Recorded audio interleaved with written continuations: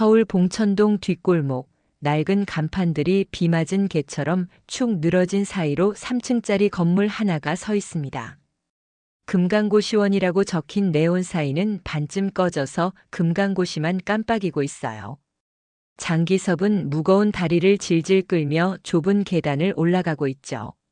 아이고, 이 다리야. 80살 노인의 허리는 화물차 운전할 때 다친 뒤로 한 번도 제대로 펴진 적이 없어요. 2010년 그 교통사고가 기섭의 인생을 완전히 바꿔놓았습니다. 30년간 전국을 누비던 화물차 운전사에서 하루아침에 폐인이 되어버린 거죠. 3층 복도 끝 7호실 문 앞에서 기섭은 주머니를 뒤져 열쇠를 꺼냅니다. 삐걱거리는 소리와 함께 문이 열리자 7평도 안 되는 좁은 공간이 나타나요. 침대 하나, 작은 책상 하나, 그리고 벽에 붙은 선반이 전부입니다. 이게 내 집이라니. 기섭은 침대에 털썩 주저앉으며 한숨을 내쉽니다. 벽에 걸린 달력을 보니 오늘이 3월 15일이에요. 아들 민철이가 마지막으로 전화한 게 언제였더라. 아, 설날이었죠. 그것도 의례적인 안부 인사 정도였고요. 아버지 요양병원은 어떠세요? 기섭은 당시 민철의 목소리를 떠올려 봅니다. 차갑고 형식적이었어요. 며느리 영희가 옆에서 뭐라고 속삭이는 소리도 들렸죠. 요양병원이 아니라 고시원이라고 했는데. 하지만 민철은 제대로 듣지 않았습니다. 이미 마음이 떠나 있었거든요. 기섭은 작은 전기포트에 물을 끓이기 시작해요. 오늘 저녁도 컵라면이에요. 냉장고가 없으니 매일 그때그때 사 먹어야 하는데 다리가 아파서 멀리 나가기도 힘들거든요. 할아버지, 나중에 꼭 회장님 되세요. 갑자기 손자 민혁이의 어릴 적 목소리가 머릿속에 울려 퍼집니다. 초등학교 2학년 때였나 기섭이 화물차에서 내린 참에 민혁이가 달려와서 안겼던 기억이에요. 그때만 해도 기섭은 손자에게 자랑스러운 할아버지였죠. 회장님이라니 나는 화물차나 몰던 늙은이인데. 기섭은 쓴웃음을 지으며 책상 서랍을 엽니다. 그 안에는 민혁이가 어릴 때 그려준 그림이 고이 접혀 있어요. 크레파스로 그린 서툰 그림이지만 우리 할아버지는 멋진 회장님이에요. 라고 삐뚤빼뚤 적혀 있죠. 이제는 회장님은커녕 라면에 뜨거운 물을 부으며 기섭은 지난 일을 떠올려 봅니다. 작년 가을 허리 통증이 심해져서 민철의 집에 도움을 청했을 때의 일이에요. 아버님, 이제 요양병원 가실 힘도 없으시죠? 여기 계약금이에요. 편히 지내세요. 영희가 건넨 봉투에는 고시원 계약금과 몇 달치 월세가 들어 있었습니다. 마치 강아지를 유기할 때 사료값을 주고 가는 것처럼요. 너희 집 다락방이라도 좋다고 했는데. 기섭의 목소리는 공허한 고시원 안에서 메아리 칩니다.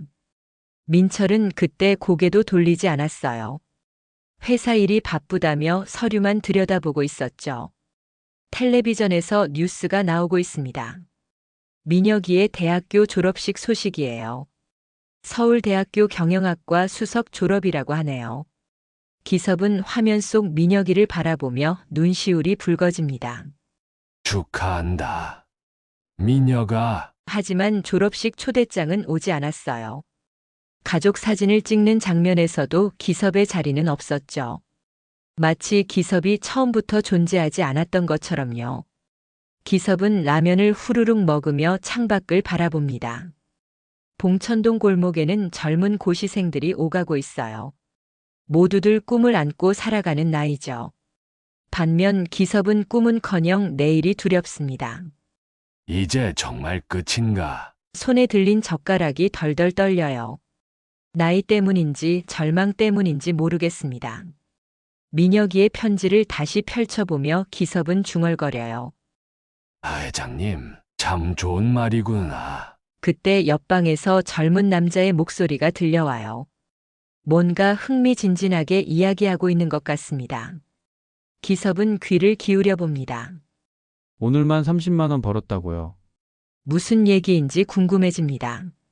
30만 원을 하루에 번다니 어떤 일을 하는 걸까요? 기섭은 벽에 귀를 대고 더 자세히 들어봅니다. 밤이 깊어가고 있어요. 고시원의 형광등은 깜빡이고 있고 복도에서는 다른 사람들의 발자국 소리가 들립니다. 모두들 각자의 인생을 살아가고 있죠. 기섭은 민혁이의 그림을 가슴에 안고 잠자리에 듭니다. 멋진 회장님이라는 글씨가 가슴 깊이 새겨져요. 할아버지, 이거 진짜 대박이에요. 옆방에서 들려오는 젊은 남자의 목소리에 기섭은 라면 젓가락을 멈춥니다. 벽이 얇아서 옆방 소리가 다 들리거든요. 뭔가 신나하는 목소리가 계속 이어져요. 오늘만 30만 원 벌었다고요. 주식 거래 장난 아니에요. 기섭은 궁금해서 벽에 귀를 바짝 댑니다. 30만 원을 하루에 벌었다니 그게 가능한 일인가요? 화물차 운전할 때도 하루에 그렇게 많이 벌기는 힘들었는데요. 다음 날 아침 기섭이 복도에서 옆방 청년과 마주쳤습니다. 키 크고 마른 체형에 안경을 쓴 20대 후반 정도로 보이는 남자예요. 안녕하세요, 할아버지. 청년이 먼저 인사를 건넵니다. 밝고 활기찬 목소리였어요. 아, 안녕하세요. 나는 장기섭이라고 합니다. 저는 김민수예요. 혹시 어제 시끄럽지 않았죠? 민수는 미안해하며 웃어요. 기섭은 고개를 저으며 대답합니다. 아니에요. 근데 어제 뭔가 좋은 일이 있으셨나 봐요. 아, 주식 얘기요? 요즘 정말 재밌어요. 민수의 눈이 반짝입니다. 마치 새로운 세계를 발견한 탐험가 같은 표정이죠. 주식이요. 기섭에게는 낯선 단어예요. 화물차 운전하느라 평생 그런 거에 관심 둘 겨를이 없었거든요. 네. 할아버지 시간 있으시면 제 방으로 오세요. 보여드릴게요. 민수는 친근하게 기섭을 초대합니다. 기섭은 잠깐 망설이다가 고개를 끄덕여요. 어차피 할 일도 없고 궁금하기도 하고요. 민수의 방은 기섭의 방과 똑같이 작지만 분위기가 완전히 달라요. 책상 위에는 노트북이 놓여 있고 벽에는 복잡한 그래프들이 인쇄되어 붙어 있습니다. 이게 주식 차트예요, 할아버지. 민수가 노트북 화면을 가리키며 설명해요. 빨간색과 파란색 막대기들이 위아래로 움직이고 있습니다. 이게 뭔가요? 간단히 말하면 회사 주식을 사고 파는 거예요.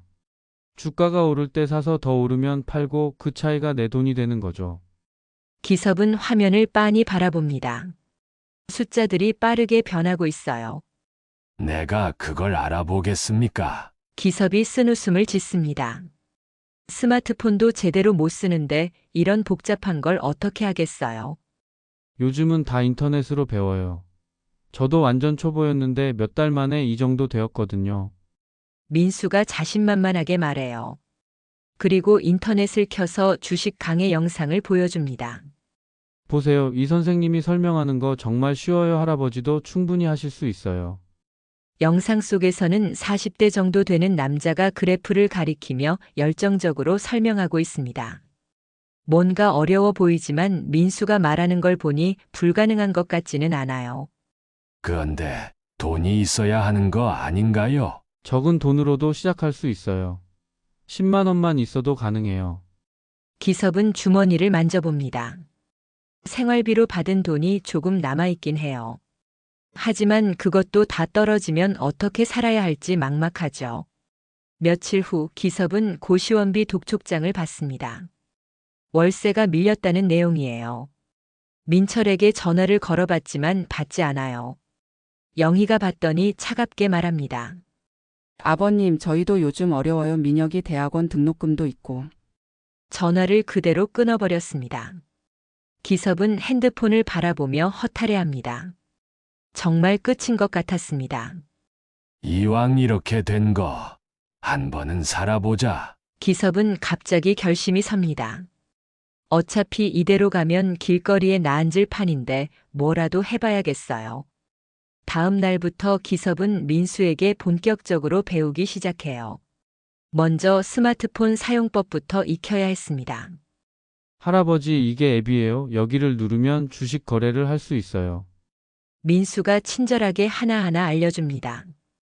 기섭은 돋보기를 쓰고 화면을 자세히 들여다봐요.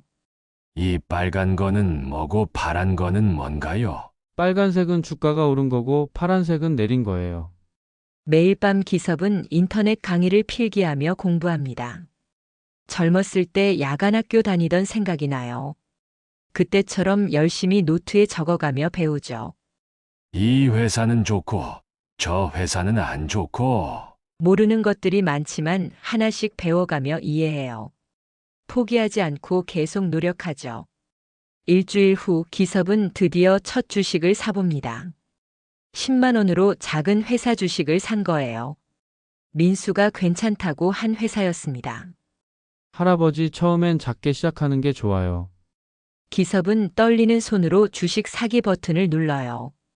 인생에서 처음 해보는 일이라 심장이 쿵쾅거립니다. 며칠 동안은 별다른 변화가 없었어요. 주가가 조금씩 오르락 내리락 할 뿐이었죠. 그런데 금요일 오후 갑자기 주가가 미친 듯이 오르기 시작합니다. 세상에 이게 뭔가요? 기섭은 화면을 믿을 수 없다는 듯이 바라봅니다. 10만 원이 25만 원이 되어 있어요. 할아버지, 대박이에요. 그 회사가 좋은 소식이 나왔나 봐요. 민수가 옆에서 신나게 소리칩니다. 기섭의 눈빛이 완전히 달라져요. 그래, 늙은이도 세상에 한 방 있을 수 있구나. 기섭은 스마트폰을 꼭 쥐고 중얼거립니다. 처음으로 자신의 힘으로 돈을 번 기분이에요. 그날 밤 기섭은 라면 대신 치킨을 시켜 먹어요. 민수도 불러서 함께 나눠 먹죠. 할아버지 정말 대단하세요. 아니야. 민수 내가 가르쳐줘서 그런 거지. 기섭은 기분이 좋아서 어쩔 줄 몰라 합니다. 오랜만에 웃는 얼굴이에요. 이제부터 정말 시작이에요, 할아버지. 민수의 말에 기섭은 고개를 끄덕입니다. 새로운 희망이 생긴 것 같아요. 창밖으로 서울 야경이 반짝이고 있어요. 기섭에게는 그 불빛들이 모두 희망처럼 보입니다. 고시원의 작은 창문 너머로 보이는 세상이 이전과는 완전히 달라 보이죠. 첫 번째 성공의 맛을 본 기섭은 완전히 달라졌습니다. 매일 새벽 5시에 일어나서 경제 뉴스부터 확인하죠.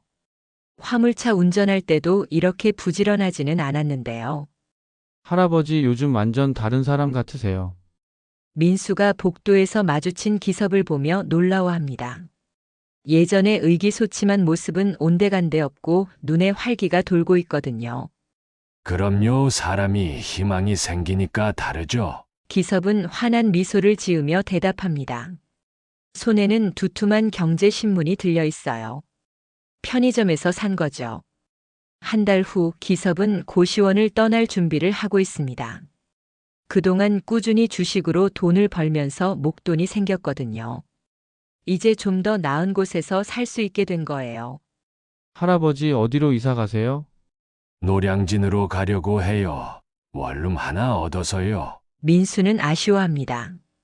기섭이 떠나면 주식 얘기할 사람이 없어질 테니까요. 가끔 연락드릴게요. 민수 씨 덕분에 새 인생이 시작된 거예요. 기섭은 진심으로 고마워합니다. 민수가 없었다면 지금도 고시원에서 라면만 먹고 살았을 테니까요. 노량진 원룸은 고시원보다 훨씬 넓습니다. 작은 부엌도 있고 화장실도 따로 있죠. 기섭은 새 집에서 본격적인 공부를 시작해요. 책상 위에는 컴퓨터 화면 2개를 놓았어요. 젊은 사람들처럼 여러 회사 주식을 동시에 볼 수 있게 만든 거죠. 처음엔 어색했지만 이제는 제법 능숙하게 다룹니다. 가상화폐 이것도 재미있겠는데. 기섭은 요즘 뜨고 있다는 가상화폐에도 관심을 갖기 시작합니다. 주식보다 변동이 크지만 그만큼 돈을 많이 벌 수도 있다고 하더라고요. 며칠간 공부한 후 가상화폐에도 투자를 시작해요. 처음엔 조심스럽게 소액으로 시작했지만 점점 투자 규모를 늘려가죠. 펀드도 해볼까? 여러 회사 주식을 모아놓은 펀드라는 것도 배워가며 투자를 다양화합니다. 예전에는 상상도 못했던 일이에요. 어느 날 기섭은 인터넷 증권사에서 특별한 공지를 봅니다.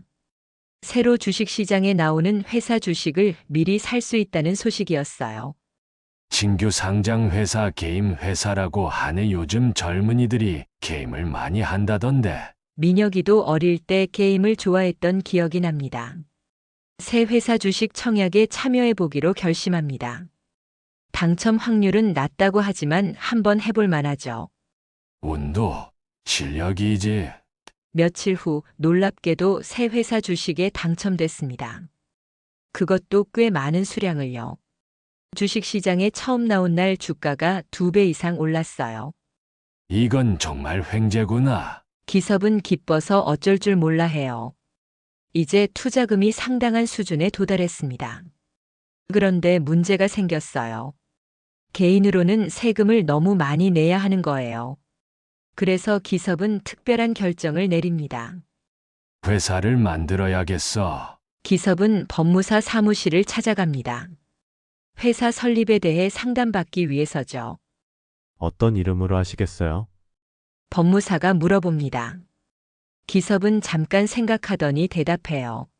JK 투자회사로 해주세요. JK요? 네. 장기섭의 첫 글자들이에요. 기섭은 자신의 이름 첫 글자들을 따서 회사명을 정합니다. 뭔가 멋있고 전문적으로 들리거든요.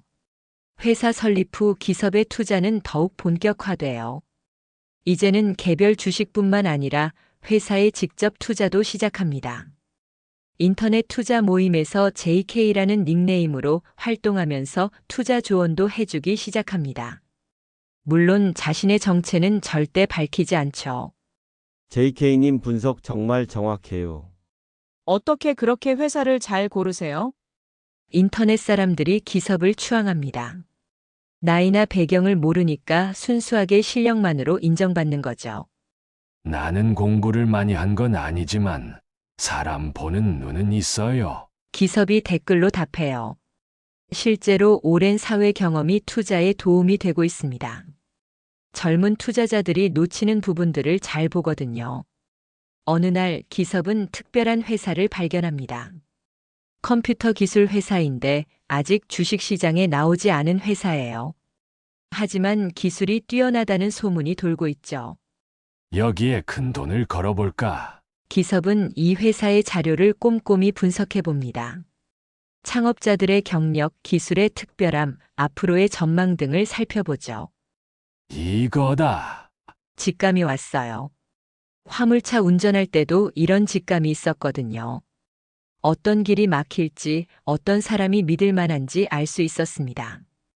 기섭은 JK 투자회사 명의로 그 기술 회사에 상당한 돈을 투자해요. 그 결과 회사 지분의 상당 부분을 갖게 됐죠. 몇 달 후 그 회사가 대기업과 큰 계약을 맺었다는 뉴스가 나와요. 회사 가치가 몇 배로 뛰었습니다. JK 투자회사가 최대 주주래요. 회사 직원들이 궁금해합니다. 도대체 JK 투자회사가 누구인지 모르겠거든요. 어디서 나타난 투자회사인지 신비로워요. 그러던 어느 날 기섭은 뉴스를 보다가 깜짝 놀라요. 손자 민혁이가 인턴으로 일하고 있는 회사가 바로 자신이 투자한 그 기술 회사였거든요. 세상이 참 좁구나. 민혁이는 꿈에도 모르겠죠. 자신이 일하는 회사의 최대 주주가 할아버지라는 걸요. 뉴스에서 기자가 물어봅니다. JK 투자회사는 어떤 곳인가요?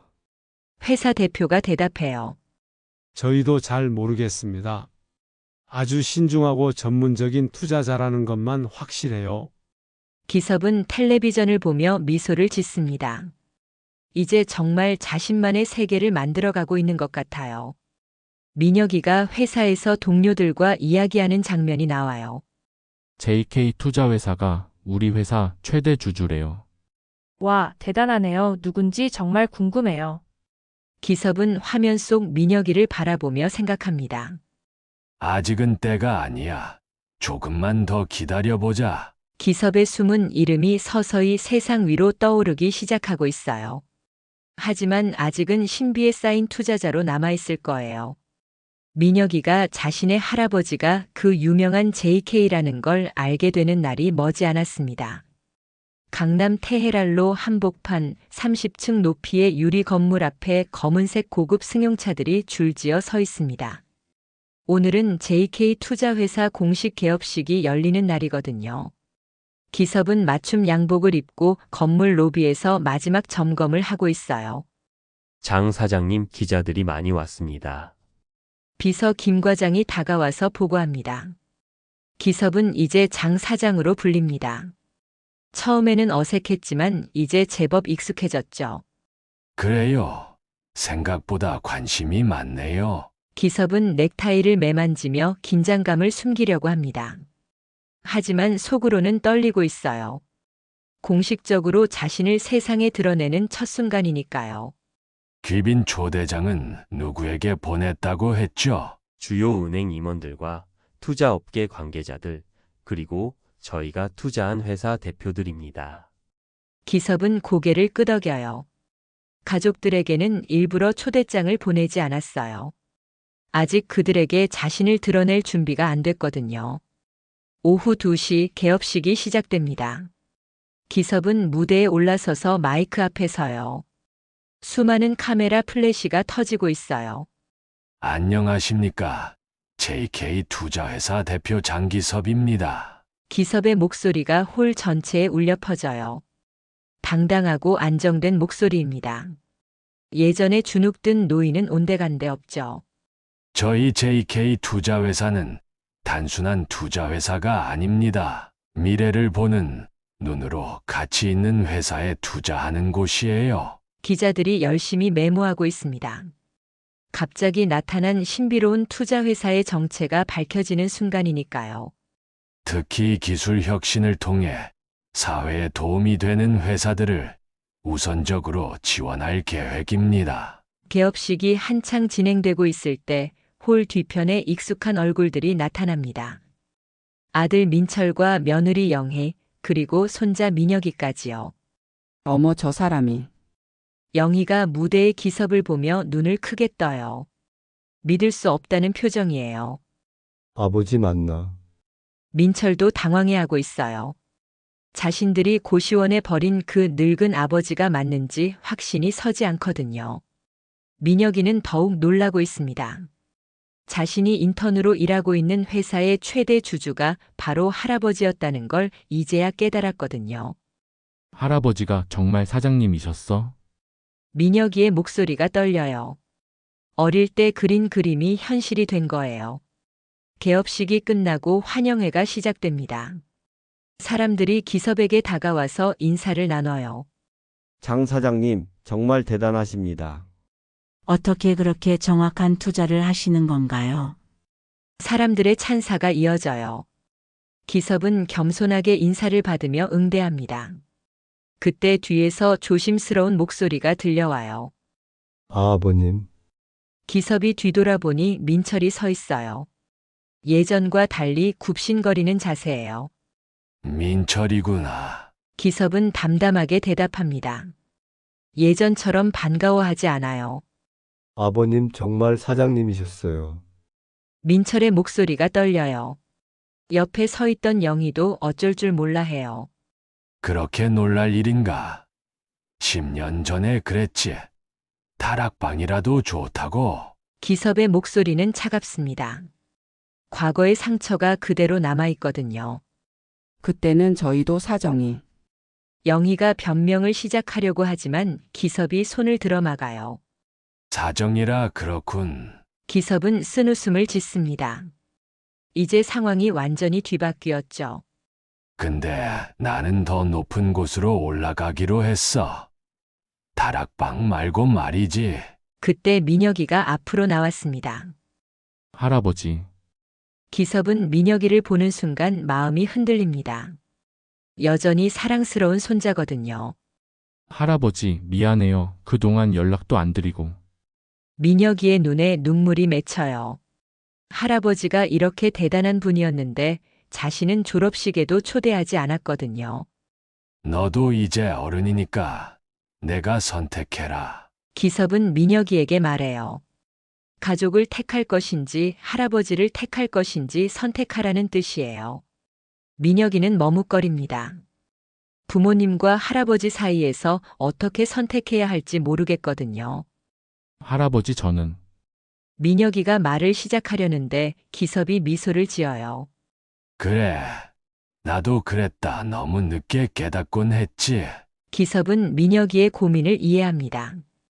젊을 때 자신도 그랬거든요. 환영회가 끝나고 기자들이 몰려와요. 장 사장님, 가족 관계는 어떻게 되시나요? 개인적인 질문은 사양하겠습니다. 기섭은 단호하게 선을 그어요. 기자들이 계속 질문을 퍼붓습니다. 기자들이 놀라워합니다. 화물차 운전사에서 투자 거물이 된 드라마 같은 이야기거든요.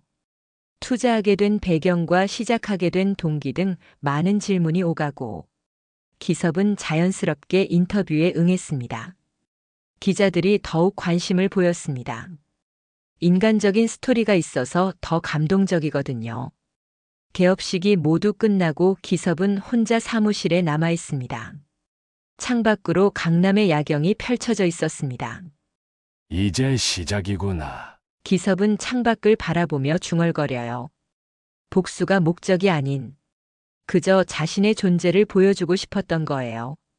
민혁에게서 문자가 왔습니다.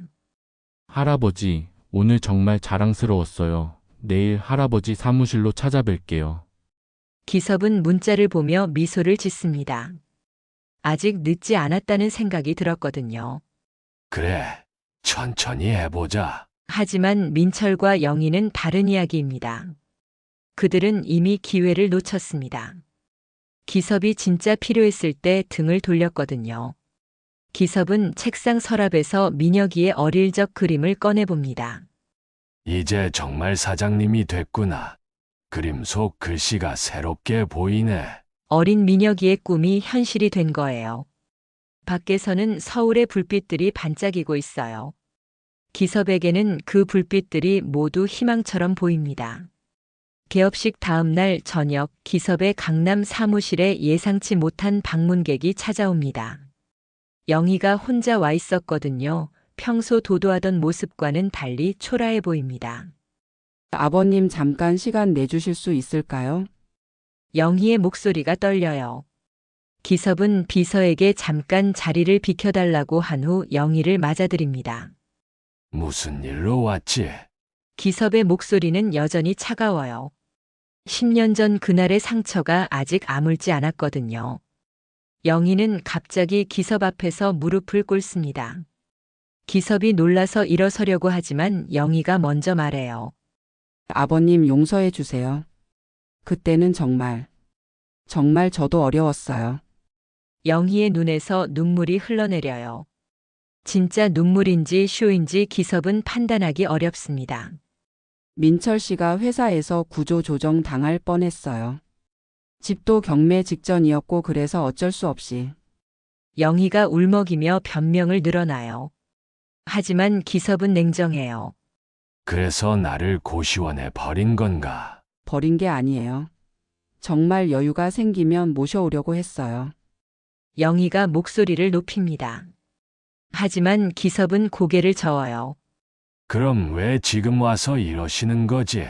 영희가 잠깐 말을 멈춰요. 진짜 속마음이 드러날까봐 조심스러워하는 것 같아요. 아버님이 이렇게 성공하신 줄 몰랐어요. 이제라도 진짜 가족이 되고 싶어요. 진짜 가족. 기섭이 쓴웃음을 짓습니다. 돈 냄새를 맡고 달려온 게 뻔해요. 그럼 내가 여전히 고시원에 살고 있다면 왔을까? 영희가 대답하지 못해요. 답은 뻔하거든요. 기섭은 창밖을 바라보며 말합니다.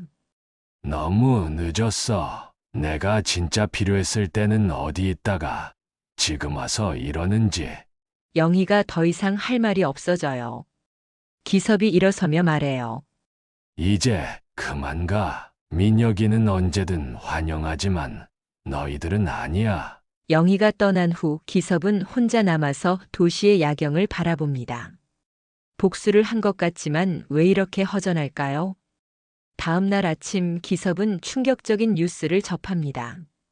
자신이 주력으로 투자했던 인공지능 회사에 치명적인 문제가 발생한 거예요. 장 사장님 큰일 났습니다. 비서 김 과장이 급하게 뛰어들어왔습니다. 테크노바이브 회사에서 개인정보 유출 사고가 났다고 합니다. 기섭의 얼굴이 굳어집니다. 테크노바이브는 JK 투자회사의 핵심 투자 기업이거든요. 전체 자산의 40%가 들어가 있어요. 얼마나 심각한가요? 고객 개인정보 100만 건이 해킹당했다고 합니다. 주가가 폭락하고 있어요. 기섭은 급히 컴퓨터를 켜서 주가를 확인해 봅니다. 전날 대비 60%나 떨어져 있어요. 이럴 수가. 하룻밤 사이에 수십억 원이 증발한 거예요. 기섭의 손이 떨립니다. 회사 법무팀에서는 집단 소송도 예상된다고 합니다. 더 나쁜 소식이 계속 이어져요. 주주들이 손해배상을 요구할 가능성이 높대요. 기섭은 책상에 주저앉아요. 순식간에 모든 게 무너져 내리는 기분입니다. 역시 세상은 나 같은 노인에게 기회를 준 적 없지. 기섭이 중얼거려요. 잠깐의 성공이었을 뿐인 것 같아요. 며칠 후 상황은 더욱 악화됩니다. 테크노바이브 주가는 계속 떨어지고 다른 투자처들도 연쇄적으로 영향을 받습니다. 기섭은 강남 사무실을 정리해야 하는 상황에 처해요. 임대료도 버거워지기 시작했거든요. 김 과장, 수고했어요. 이제 회사를 정리해야 할 것 같습니다. 김 과장도 안타까워합니다. 이제 막 궤도에 올랐다고 생각했는데 이런 일이 생기다니요. 기섭은 다시 봉천동으로 돌아갑니다. 예전 고시원은 이미 다른 사람이 들어가 있어서 옆 건물 고시원을 새로 구해야 했어요. 처음으로 돌아왔군. 딱 여기였지. 기섭은 고시원 문을 열며 허탈하게 웃어요. 몇 달 전의 희망찬 모습은 온데간데 없습니다. 방 안에는 예전처럼 침대 하나와 작은 책상만 있어요. 컴퓨터도 없고 화려했던 사무실 집기들도 모두 사라졌습니다. 그래도 민수는 어디 있나? 기섭은 예전에 도움받았던 민수를 찾아봐요. 하지만 민수는 이미 이 고시원을 떠난 후였어요. 옆방에 살던 새로운 청년에게 물어봅니다. 김민수라고 아세요? 아, 그 사람이요? 진작에 이사 갔어요. 주식으로 대박 났다고 하더라고요. 기섭은 씁쓸해합니다. 자신을 도와준 민수는 성공했는데 정작 자신은 다시 원점으로 돌아온 거예요. 핸드폰에 민혁이에게서 전화가 와요.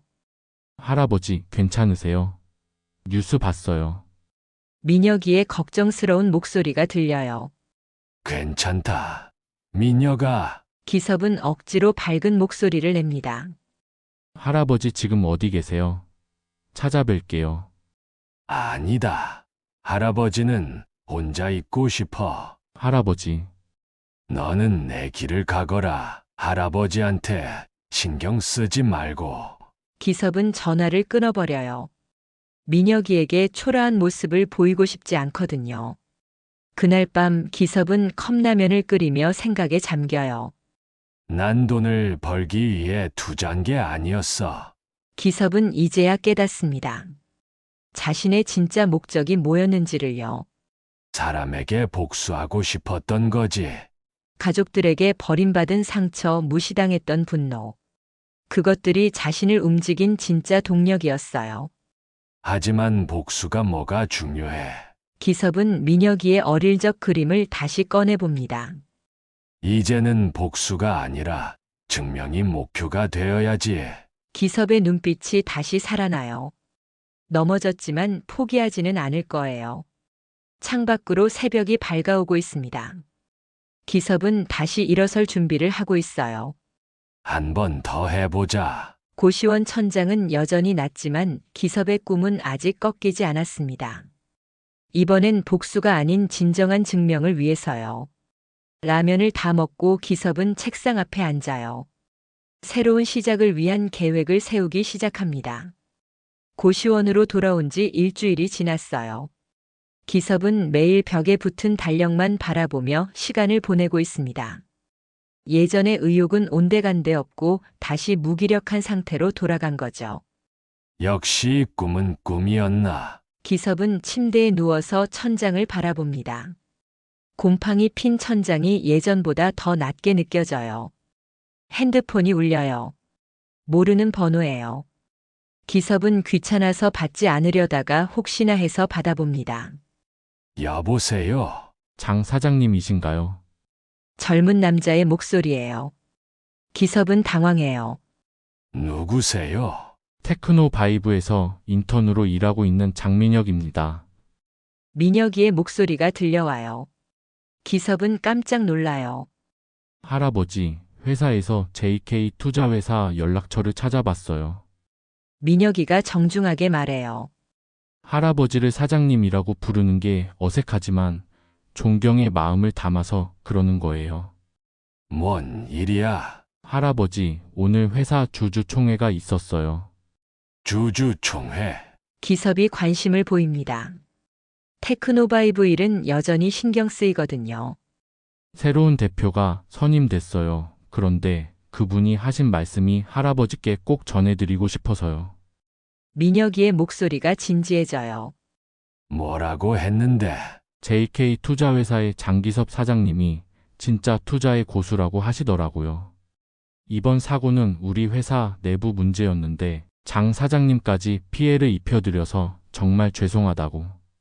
기섭의 눈빛이 달라집니다.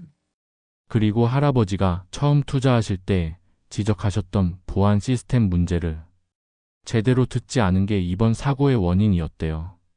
내가 그런 말을 했나? 기섭이 기억을 더듬어 봅니다. 투자 검토할 때 보안이 취약해 보인다고 지적했었어요. 새 대표가 말하길 장 사장님의 조언을 제대로 들었더라면 이런 일이 없었을 거라고 하시더라고요. 민혁이의 말에 기섭의 마음이 움직여요. 그래서 뭐 어쩌자는 거냐? 회사를 완전히 새롭게 출발시키겠대요. 그리고 JK 투자회사와 계속 함께 일하고 싶다고 하시더라고요. 기섭은 잠깐 말이 없어요.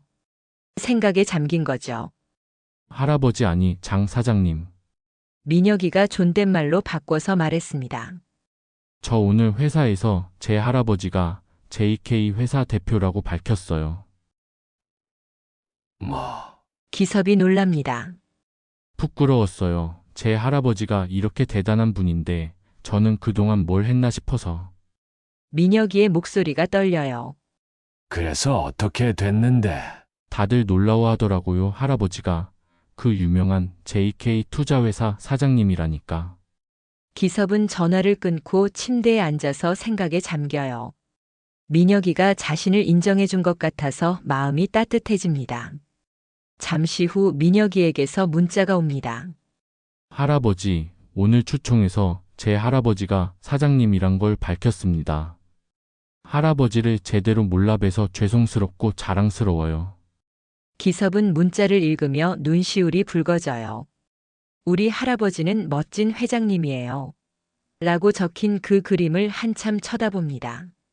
이 그림 정말 예언이었구나. 어린 민혁이의 순수한 마음이 느껴집니다. 그날 밤 기섭은 오랜만에 책상 앞에 앉아요. 예전에 필기했던 투자 노트들을 다시 꺼내봅니다. 이제야 정말 깨달았어. 난 돈을 벌기 위해 투자한 게 아니었지. 그럼 뭐 때문이었을까? 복수하고 싶어서도 아니었어. 기섭은 민혁이의 그림을 다시 펼쳐봅니다. 나도 누군가에게 자랑스러운 할아버지가 될 수 있다는 걸 보여주고 싶었던 거야. 이제 목표가 분명해졌어요.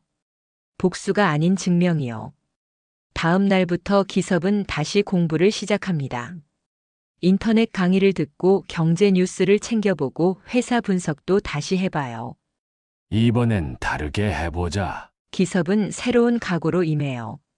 무모한 투자가 아니라 신중하고 장기적인 관점에서 접근하기로 합니다. 며칠 후 기섭은 특별한 회사를 발견해요. 친환경 에너지 회사인데 아직 주목받지 못하고 있는 곳이에요. 이 회사 괜찮은데. 기섭은 그 회사의 사업 계획서를 꼼꼼히 분석해 봅니다. 기술도 좋고 앞으로 전망도 밝아 보여요. 젊은 창업자들이 운영하는구나. 기섭은 창업자들의 인터뷰 영상을 보며 진정성이 느껴집니다. 남은 돈으로 조심스럽게 투자를 시작해요. 이번엔 욕심내지 않고 천천히 해보기로 해요. 일주일 후 그 회사가 정부 지원 사업에 선정됐다는 뉴스가 나옵니다. 주가가 서서히 오르기 시작합니다. 이번엔 조급해하지 말자. 기섭은 차분하게 지켜보며 예전처럼 성급하게 판단하지 않기로 합니다. 그날 밤 기섭은 창밖을 바라보며 생각해 봅니다. 이제야 진짜 시작이구나. 복수나 돈이 아니라 진정한 의미에서의 새 출발이요. 고시원 천장은 여전히 낮지만 기섭의 마음은 점점 넓어지고 있습니다. 기섭은 다시 일어섭니다. 이전에 도왔던 친환경 에너지 회사 대표에게 연락을 받고 함께 큰 프로젝트를 주도하게 됐어요. 이번엔 혼자가 아니라 다른 투자자들과 손을 잡고 하는 일이었습니다. 장 사장님 정말 뵙게 되어 영광입니다. 젊은 회사 대표 김태호가 정중하게 인사해요. 기섭의 투자 실력을 인정하는 사람들이 하나둘 생기기 시작했어요. 아니에요. 좋은 기회를 주셔서 고맙습니다. 기섭은 겸손하게 대답해요.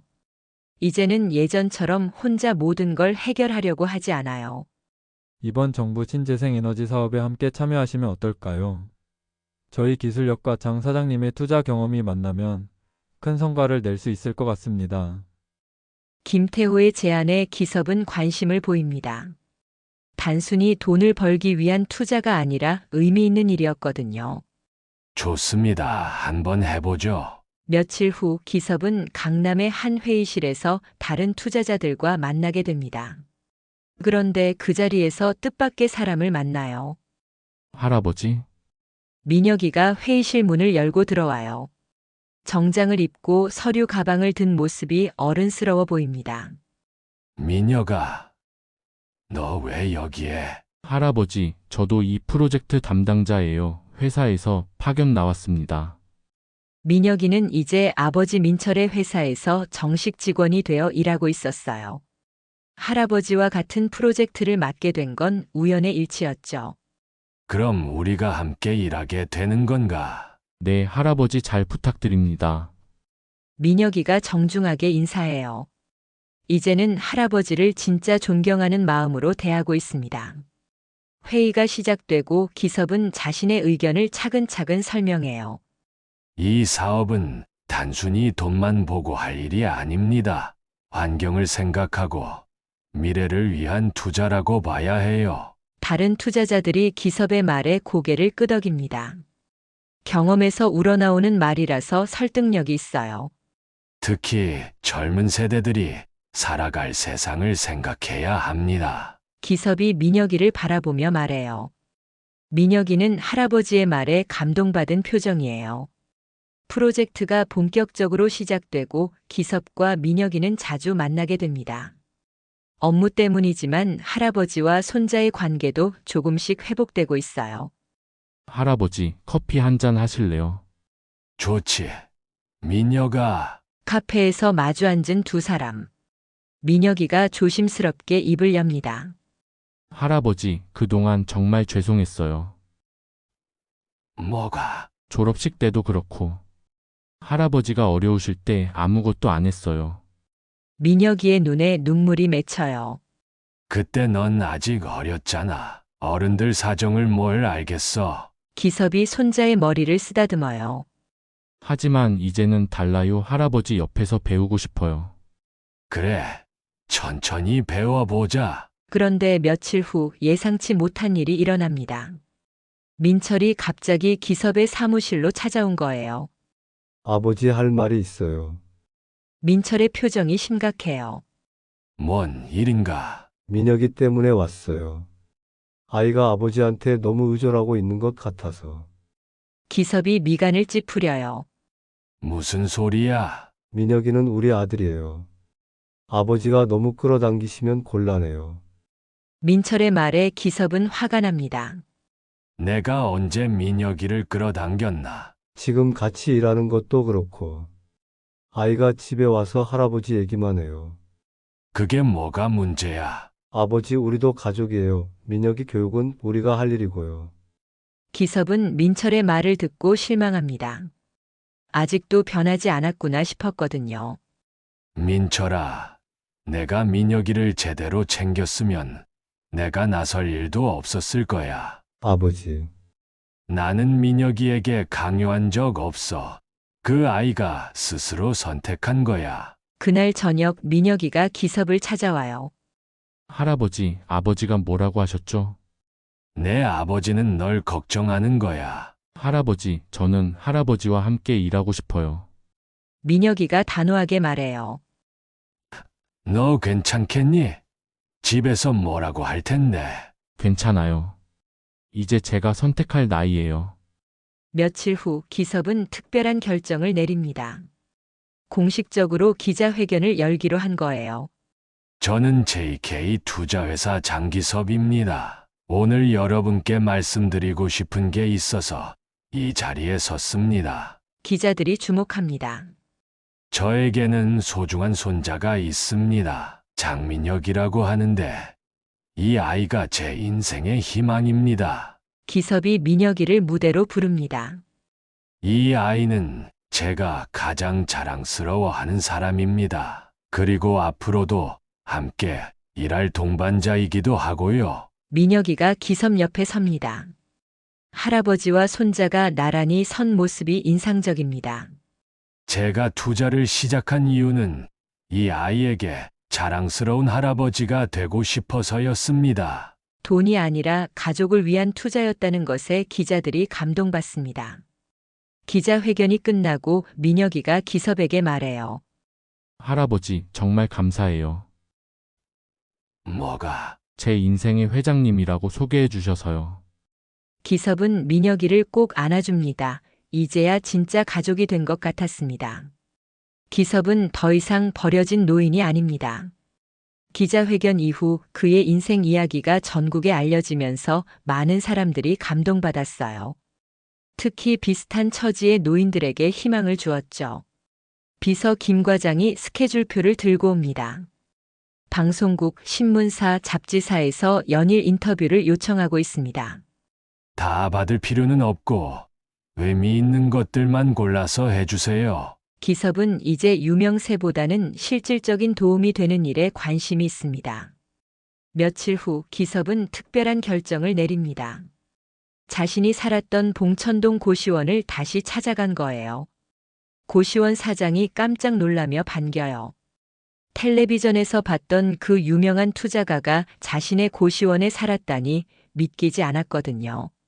사장님, 제안이 하나 있어요. 네, 말씀하세요. 이 고시원을 사고 싶습니다. 그래서 어려운 노인분들이 무료로 쓸 수 있는 쉼터로 만들고 싶어요. 고시원 사장이 눈을 크게 떠요. 나도 이 방에서 다시 태어났거든요. 이제 다른 분들도 기회를 드리고 싶어요. 기섭은 진심으로 말합니다. 고시원 사장이 감격했습니다. 일주일 후 희망 고시원이라는 간판이 새로 걸립니다. 경제적으로 어려운 노인들이 무료로 머물 수 있는 공간으로 탈바꿈한 거예요. 할아버지, 정말 멋있어요. 민혁이가 새로 단장된 고시원을 둘러보며 감탄합니다. 여기가 할아버지 인생의 터닝포인트였구나. 그렇지, 민수라는 좋은 친구도 여기서 만났고. 기섭은 옛날을 그리워하며 말해요. 그런데 더 큰 계획이 있었습니다. 기섭은 시니어 투자학교를 설립하기로 한 거예요. 요즘 노인분들도 스마트폰 쓰는 시대잖아요. 투자도 배울 수 있어야죠. 기섭의 제안에 많은 사람들이 호응했어요. 특히 민혁이가 적극적으로 도와주겠다고 나섰죠. 할아버지, 제가 젊은 사람들 교육 담당할게요. 좋지, 우리가 함께 하면 더 좋겠어. 한 달 후 시니어 투자학교가 문을 엽니다. 첫 수업에는 50명이 넘는 노인들이 찾아왔어요. 안녕하세요. 여러분, 저도 여러분과 같은 평범한 노인이었습니다. 기섭이 강단에 서서 자신의 이야기를 시작해요. 저는 화물차 운전사였어요. 그런데 80살에 투자를 배웠죠. 수강생들이 집중해서 듣고 있어요. 나이는 숫자일 뿐입니다. 중요한 건 배우려는 마음이에요. 수업이 끝나고 한 할머니가 다가와요. 선생님, 저도 정말 할 수 있을까요? 저는 글자도 잘 모르는데. 물론이죠. 저도 처음엔 스마트폰도 못 썼어요. 기섭이 따뜻하게 격려해줘요. 몇 달 후 시니어 투자학교는 큰 성과를 거둡니다. 수강생들이 하나둘 투자에 성공하기 시작한 거예요. 노인들의 기쁜 소식들이 계속 들려와요. 어느 날 뜻밖의 손님이 찾아왔습니다. 예전에 기섭을 도와줬던 민수였어요. 할아버지, 정말 오랜만이에요. 민수야, 어떻게 찾아왔니? 텔레비전에서 봤어요. 정말 자랑스러웠어요. 민수는 이제 자신만의 투자 회사를 운영하고 있었어요. 할아버지가 제 인생의 은인이세요. 할아버지 덕분에 제가 투자에 관심을 갖게 됐거든요. 아니야. 내가 나를 가르쳐 준 거지. 두 사람은 오랜만에 재회한 기쁨을 나누어요. 할아버지, 저도 시니어 투자학교에서 강의하면 안 될까요? 물론이지. 함께 하자. 그러던 어느 날 민혁이의 대학교에서 특별한 연락이 옵니다. 할아버지를 졸업식 축사 연사로 모시고 싶다고 해요. 졸업식? 네, 제가 대학원 졸업하는 날이에요. 할아버지가 축사를 해주셨으면 해요.